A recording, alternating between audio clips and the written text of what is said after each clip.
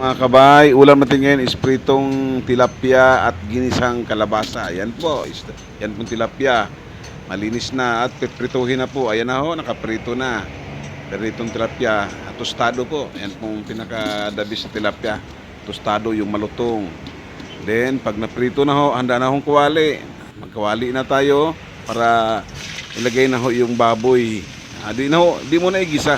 Prituhin mo natin yung baboy, ay ano pala yung backbone, yung manok. Then lagyan po ng asin, timplahan mo na yon para umalat na. Then lagyan ng paminta para lumasa na. Then mikos-mikos. Then pag matuyo na ho, dyan mo na ho, lagyan yung bawang sibuyas. Yan ho. Pag na-prito na ho yung backbone.